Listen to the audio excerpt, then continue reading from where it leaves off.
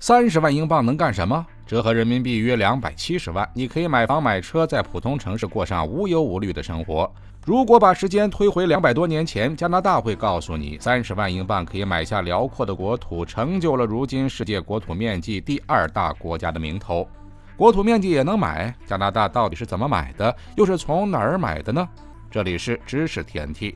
加拿大这个区域第一次走进世人的眼中，还要源于大航海。那时的加拿大远没有如今的风光，还是印第安人和因纽特人的聚居地。而从16世纪开始，那里就沦为了欧洲国家的殖民地。一开始是法国殖民地，在英法7年战争，法国战败后又归属于英国，成为了英属殖民地。直到1867年7月1日，英国签署法案，正式将安大略省、魁北克省、新布伦瑞克省以及新斯科舍省合并为一个联邦，成为英国最早的自治领地——加拿大联邦，这才有了如今加拿大的雏形。那时的加拿大面积不过大约166.8万平方公里，和我们的新疆维吾尔自治区相当，让人难以想象，在未来加拿大会成为一个拥有世界第2大国土面积的国家。如今的加拿大有13个1级行政区，其中和中等国家国土面积相仿的就有好几个。1870年，加拿大以30万英镑的价格买来了鲁珀特地和西北地，而这部分领地的面积超过了700万平方公里，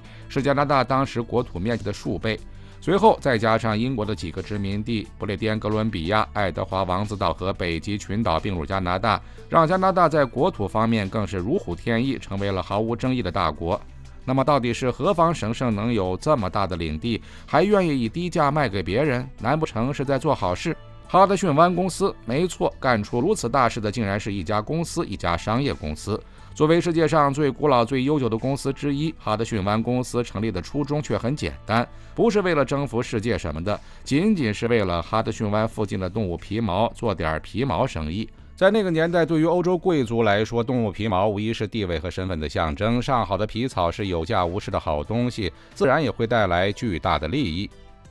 1668年，英国国王赞助鲁珀特王子2艘航船出海前往哈德逊湾，仅仅1年后航海归来的他们就给了英国国王一个大惊喜，足足1200英镑的皮草，相当于上百名普通农民1年的收入。要知道，这不过是一次极小规模的航海，就能有如此丰厚的收获。如果加大投入，那得到的利益将无法想象。仅1年之后，1670年，英国国王就命令鲁珀特王子成立了哈德逊湾公司，专营皮毛贸易。不仅如此，这家商业公司还有着无法想象的权限，甚至连立法建军都不在话下，是真正的王室特许。这就是哈德逊湾公司的起源。有了英国作为支持，再加上哈德逊湾附近的海狸皮毛质量确实十分上乘，哈德逊湾公司的发展可谓是如火如荼，一座座据点拔地而起，还建起了大型港口丘吉尔港和大型仓库约克工厂。钱赚得多了，哈德逊湾公司自然免不了让人眼红。同在北美发展的法国看不得这个后起之秀仅用10年时间就超过了自己几十年的辛苦，一场冲突在所难免。一开始还是比较克制的商业竞争，后来逐渐演变成了真刀真枪的战争。哈德逊湾公司一度陷入绝境，连中转仓库约克工厂都没能保住。这样的艰难处境竟一直持续了几十年。不过风水轮流转，在撑过了这段苦日子后，英法围绕北美殖民地的数次争斗，终于以7年战争法国落败的结局落下帷幕。哈德逊湾公司苦尽甘来，将北美殖民地收入囊中，确立了自己在北美殖民地的霸权，完全垄断了当地的皮毛生意。然而一波未平，一波又起，好日子还没过上几年，1777年，在北美殖民地上一个全新的公司兴起——西北公司。尽管西北公司同样有着英国统治者的支持，可想在北美殖民地的皮毛生意插一脚，哈德逊湾公司自然不会同意。就这样，两家公司的竞争开始了。虽然同样是皮毛贸易，西北公司和哈德逊湾公司的思路却完全不同。哈德逊湾公司执着于海运，等着别人找上门来，而西北公司则是深入内陆，主动找当地部落进行交易。这也迫使得哈德逊湾公司不得不和西北公司卷起来，开发北美大陆。可当了这么多年的殖民地霸主，都是等着钱主动送上门来。在这样的商业斗争中，哈德逊湾公司自然不是西北公司的对手，收益也理所当然地落入下风。哈德逊湾公司30万英镑出售领土，让加拿大成为世界第2。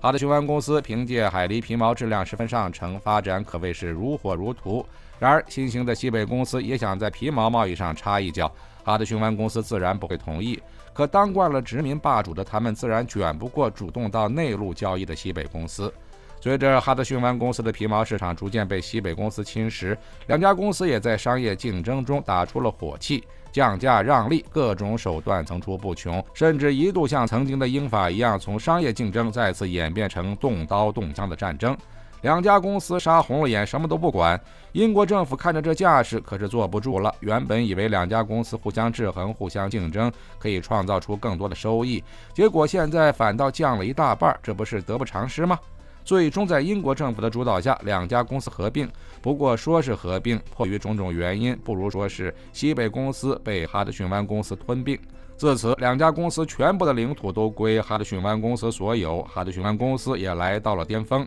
可随着时代不断发展，为了经济以及对抗美国扩张，英国成立了加拿大联邦。此时的哈德逊湾公司因为只能看到眼前皮毛生意的短视，不敢在领土上进行开发，已经失去了原本的地位。最终在英国政府的主导下，将公司领土以30万英镑的价格出售给加拿大。但加拿大此时毕竟还在英国的控制下，这一行为也不过是左手倒右手罢了。时至今日，加拿大能够成为世界上国土面积第2大的国家，哈德逊湾公司的领土可谓是功不可没，而这片广袤的土地也为加拿大带来了无数的机遇。最基本的，国土面积大，能够为一个国家提供更高的安全保障，有着更大的地理优势。与此同时，更大的领土也意味着更多的资源。加拿大的原油和天然气储量有一大部分都来源于这部分区域。自然资源更是数不胜数，矿产资源、水资源、农田资源、森林资源等，这部分领土更是加拿大如今的粮仓，为加拿大的发展提供了充足的动力。